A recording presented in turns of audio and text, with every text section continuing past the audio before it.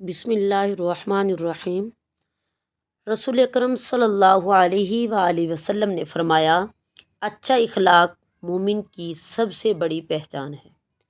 اللہ تعالیٰ کو سب سے زیادہ پسند وہ عمل ہے جو تھوڑا ہو مگر مسلسل ہو۔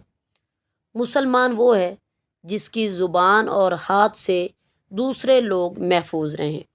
جو اللہ پر بھروسہ کرتا ہے، اللہ اس کے لیے کافی ہو جاتا ہے۔ مخلوق پر رحم کرو، آسمان والا تم پر رحم فرمائے گا۔ جس کے دل میں رائے کے دانے کے برابر بھی تکبر ہوگا وہ جنت میں داخل نہیں ہوگا۔ ایک دوسرے کے لیے آسانیاں پیدا کرو، مشکلات پیدا نہ کرو۔ سچائی نجات دیتی ہے، جھوٹ ہلاکت میں ڈال دیتا ہے۔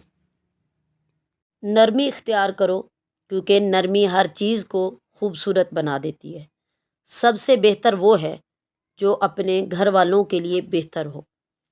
طاقتور وہ نہیں جو کسی کو بچھاڑ دے، بلکہ طاقتور وہ ہے جو غصے کے وقت اپنے آپ پر قابو رکھے۔ اللہ تعالیٰ دلوں کے حال جانتا ہے، اسے دھوکہ نہیں دیا جا سکتا۔